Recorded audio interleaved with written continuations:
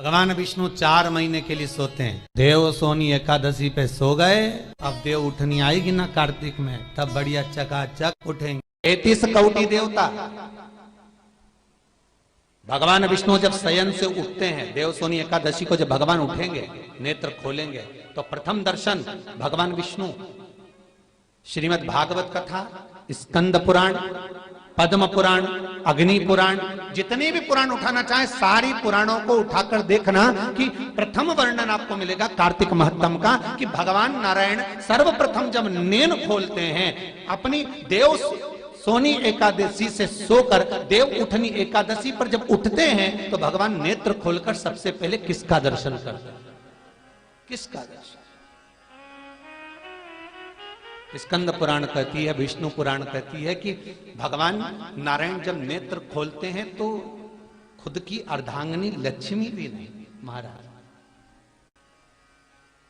ब्रह्मा आदिक देवता सब खड़े, पर भगवान नेत्र नहीं खोलते। कब तक? जब भगवान शंकर अपने ही मुख से भगवान श्री हरि का गुणगान नहीं गाते, डमरू का नाद नहीं। जब देव उठनी एकादशी पर उठते हैं, जब मेरे भगवान विष्णु अपना चरण नीचे रखते हैं, तो एक कुबेर और दूसरी स्वयं लक्ष्मी भगवान के चरण को अपने हाथों में झेल लेती है। उठनी एकादशी है, बहुत ध्यान देना महाराज। जिन बेटा बेटी का विवाह नहीं हो रहा, 30 साल के हो गए, 28 साल, 40 साल, 25 साल के हो गए, विवाह नहीं हो रहा, तो आज बेलपत्री पर दोनों पत्तियों पर लाल चंदन लगाइए और बीच वाली पत्ती पर पीला चंदन लगाइए। जिसका विवाह नहीं हो रहा उसके लिए का है, आज ही करना पड़ेगा। परंतु देव उठनी एकादशी के दिन आज ही का है, बस साल में एक ही बार होता है वो। नीचे की दोनों पत्ती पर लाल चंदन और बीच वाली पत्ती पर पीला चंदन। महाराज पीला चंदन लगाने के बाद में जो लाल चंदन है, उस लाल चंदन से 7 बिंदी पीले चंदन वाली पत्ती पर लगवा दीजिए। जिस लड़का लड़की का विवाह नहीं हो रहा उससे लाल चंदन की 7 बिंदी लगवा दीजिए, और लगवाकर जहां पर अशोक सुंदरी का स्थान है वहां पर उस बेलपत्री को उसका नाम और गोत्र बोलकर, जिस व्यक्ति का विवाह नहीं हो रहा नाम और गोत्र बोलकर, आज रात्रि के समय पर या आज शाम के समय पर उस बेलपत्र को देव उठनी आज एकादशी के दिन भगवान शंकर की अशोक सुंदरी की जगह पर चढ़ा दो और बाबा से विनती कर लो, बाबा मेरा मंगल विवाह हो, ऐसा निवेदन कर लो। 3 महीने के अंदर विवाह पक्का, भगवान विवाह पक्का करा ही दे। अशोक सुंदरी वाले वो करना आज ही पड़ेगा देव उठनी एकादशी पर। ये प्रयोग बाकी के दिन का नहीं है, केवल देव उठनी एकादशी का प्रयोग। किसी लड़का और लड़की का विवाह नहीं हो रहा हो, 30 साल हो गए, 32 साल हो गए, 34 साल हो गए, लड़का लड़की का विवाह ही नहीं हो रहा, बहुत टेंशन है माता पिता। कोई मंगली है, कोई मांगलिक है, संबंध हो ही नहीं रहा, बहुत प्रयास कर रहे हैं। एक प्रयास छोटा सा कर देखिए। 4 दिशा का स्मरण करिए, पूर्व पश्चिम उत्तर दक्षिण। हथेली पर आटे का दीप लगाइए, घी भर लीजिए और 4 बत्ती उसमें अलग अलग रख लीजिए। थोड़ा सा पीला चावल हल्दी में कर उसमें डाल दीजिए। जो लड़का लड़की का विवाह करना उसी के हाथ में देना है। और देव उठनी एकादशी के दिन, जिस दिन देवता उठेंगे, जिस जगह पर तुलसी शालिग्राम का आप पूजन करते हो, गन्ने के नीचे, ईंट के नीचे तुलसी का प्यारा रखकर पूजन करते हो, वहां पर भगवान शिव और भगवान नारायण का नाम लेकर उस दिए को जला दीजिए और वहीं पर हल्दी का तिलक उस लड़का या लड़की का कर दीजिए और उसके हाथ में थोड़ी सी हल्दी लगा दीजिए। महाराज 2.5 महीने 3 महीने तो बहुत हो गए, उस बच्चा और बच्ची का विवाह पक्का हो जाए। आज एकादशी है, देव उठनी भगवान विष्णु की, इसलिए भगवान को सबसे ज्यादा प्रिय है ही क्या? तुलसी का दल। दूंगा मैं आप सबसे महाराज। मान लो कोई व्यापार में अगर तकलीफ हो,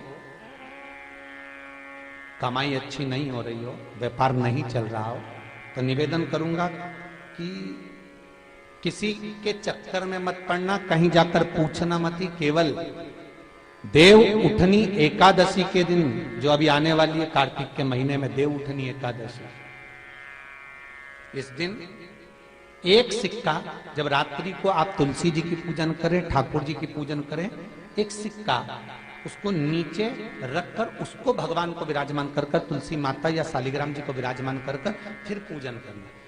सुबह ब्रह्म मुहूर्त में 4 बजे जब आप देवता को उठाएं, वहां पर जब लीपन करें और उठाने जाएं उस गन्ने की झोपड़ी के अंदर, तो वो सिक्के को अपने पल्लू में डालकर हल्दी की कटोरी में भरकर दुकान में, व्यापार में, व्यवसाय में रख दें। अगली एकादशी तक बताना जरूर कि कितना लाभ मिला, कितना कमाया आपने, सूचना जरूर देना हो, बताना जरूर कि कितना प्राप्त हुआ। क्यों? क्योंकि नारायण श्रीमद् भागवत कथा कहती है, कार्तिक महत्तम कथा है, तुलसी का क्यारा सौभाग्यवती नारियां जब जल का सिंचन कार्तिक महीने में करती है तो उसका सौभाग्यता का आनंद पाती है। तुलसी बता देती है कि आपके घर की दशा क्या है। बार बार जल डालने के बाद भी तुलसी सूख रही है, बार बार आप पूजन कर रहे हैं, पाठ कर रहे हैं, तो भी तुलसी के दल सूख रहे हैं। तुलसी बता देगी कि तुम्हारे घर में तकलीफ आने वाली है, कष्ट आने वाला है, सूख रही है। किसी ने जरूर कुछ ना कुछ ऐसा है कि इसमें घर में तकलीफ आएगी, तुमने लगाया फिर सूखी, फिर लगाया फिर। तुलसा महारानी बता देती है कि कष्ट है, और जिस गमले की तुलसा घेर घमोर हो, फलित तो हो, आनंद में हो, तो उस घर में फिर दुख नहीं आता, समृद्धि खुद बढ़ती चली।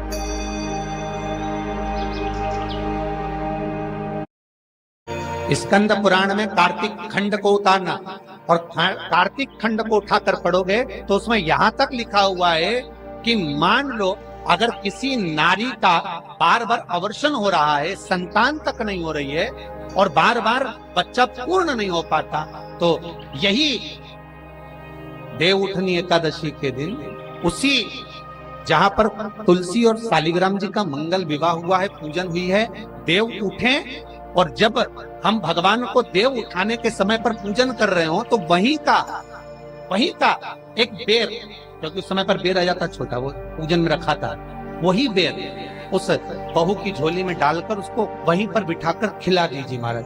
बच्चा कभी अधूरा पैदा नहीं होगा, पूर्ण बच्चा ही पूर्ण, अधूरा नहीं हो सकता, अपंग नहीं हो सकता, कम उम्र का पैदा नहीं हो सकता, पूर्ण उम्र लेकर ही पैदा। शिव पर चढ़ा हुआ बेर शिवरात्रि, राम जी ने लक्ष्मण जी को जो संजीवनी दी थी, वो संजीवनी थी क्या संजीवनी? जब शबरी मिली, बेर चक्कर राम जी को देती है और राम जी ने एक बेर लक्ष्मण को दे दिया, लक्ष्मण को लगा बताओ ये बेलनी का जूता खाऊंगा, लक्ष्मण ने फेंक दिया। अब लक्ष्मण को शेषनाग, कोई चीज फेंकेंगे तो पास में थोड़ी ना गिरेगी, दूर, कोसों दूर जाकर गिर गया वो बेर। वो बेर जहां गिरा उसके पौधा उत्पन्न हो गया। जब शक्ति लग गई लक्ष्मण जी को, अब इसको क्या दिया जाए, तो सुषेण वेद कहते हैं जाओ संजीवनी लेकर। वही बेर की पत्ती जो लक्ष्मण ने फेंकी थी, वही बेर की पत्ती उठाकर मलकर दी गई। राम जी रोते रोते कह रहे हैं पहले ही खा लेता तो आज जरूरत ही नहीं पड़ती। एकादशी का व्रत कौन कौन देवता करता है? अग्नि पुराण, स्कंद पुराण स्पष्ट कहती है महाराज, भगवान विष्णु से लेकर लक्ष्मी जी ने नारायण से कहा आज एकादशी है, आप व्रत करेंगे? भगवान विष्णु बोले करने को तो कर लूं, मना नहीं, पर दिक्कत इतनी सी है, अगर मैंने एक दिन भी एक निवाला नहीं पाया तो संसार का ना जाने कितना जीव भूखा मर, कितना जीव।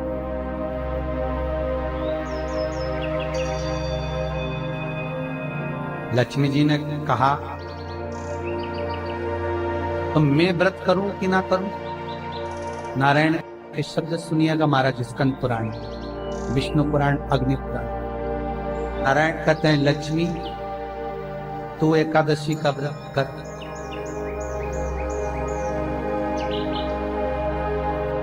मेरे करने से क्या फल होगा?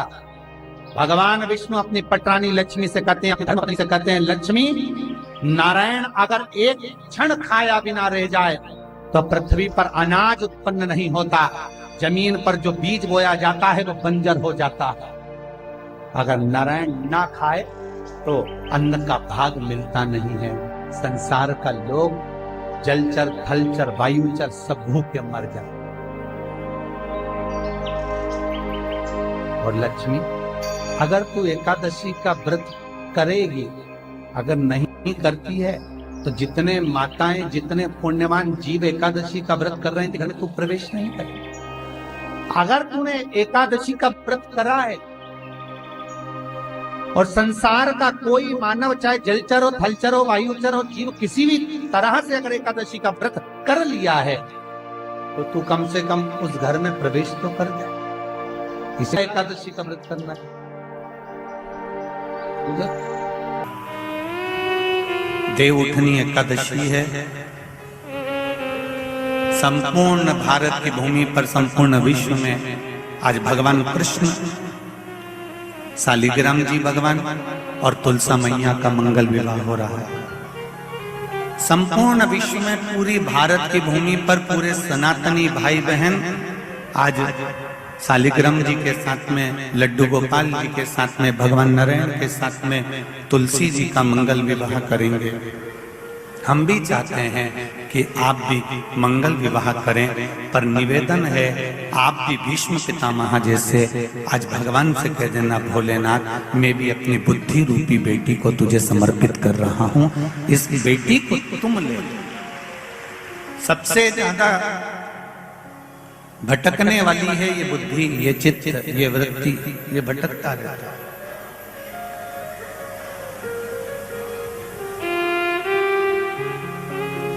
संत, साधु, सन्यासी, तपस्वी, साधक, उपासक भजनों में हमेशा कहते रहते हैं ये मन बड़ा चंचल है, कैसे तेरा भजन करूं, जितना इसे समझाऊं उतना ही मचलता है।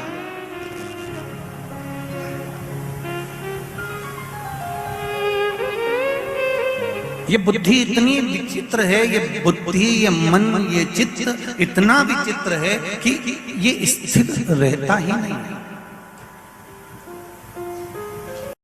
कहती है तूने मुझे नदी का वेग बनाया है, हम तुझे श्राप देते हैं कि तू पौधा बनेगी, तू वृक्ष बनेगी। वो वृंदावन कर तुलसी बनी है।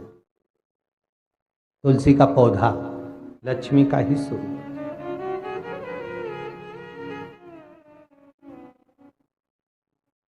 पार्वती जी आ गई। क्या हुआ, क्या ये बताओ, क्या बात है?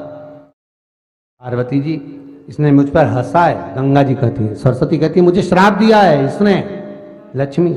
क्रोध आया। मां पार्वती बोली क्या क्या है ये तुम्हारा विवाद, रुको जरा। आपस में तुमने क्रोध कर कर एक दूसरे को श्राप तो दे दिया, पर भान करो कि कितना कष्ट झेलना पड़ता है। माता पार्वती कहती है 84 लाख योनियों में से 20 लाख योनि है लक्ष्मी वृक्ष और पौधे की। अगर तू पृथ्वी पर जाकर एक बार वृक्ष बन गई तो 20 लाख बार तुझे वृक्ष की ही योनि प्राप्त करना है। तो लक्ष्मी जी ने पार्वती से कहा कि ऐसा कुछ नहीं हो सकता कि जिससे मैं एक बार में 20 लाख योनि से छूट जाऊं, वो क्रम हो सकता है? मान लो 20 लाख योनि से मैं एक बार में छूट जाऊं, ऐसा कुछ हो सकता है?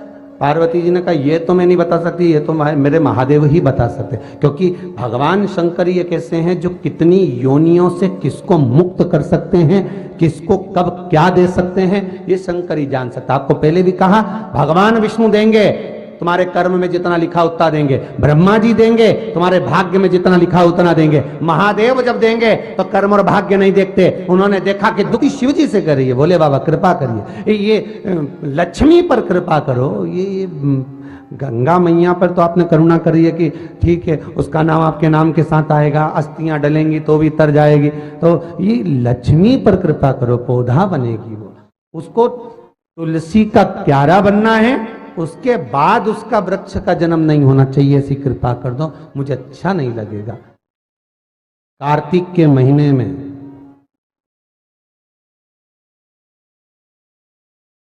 लक्ष्मी जो तुलसी के क्यारे के रूप में प्रगटी है, उसकी मंजरी को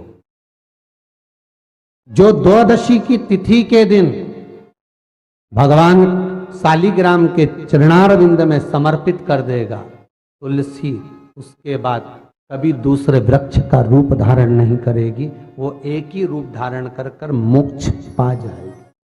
अगला वृक्ष का जन्म नहीं होगा, क्योंकि 84 लाख में से 20 लाख योनि वृक्ष की, और वृक्ष की योनि पाना और उसको भोगना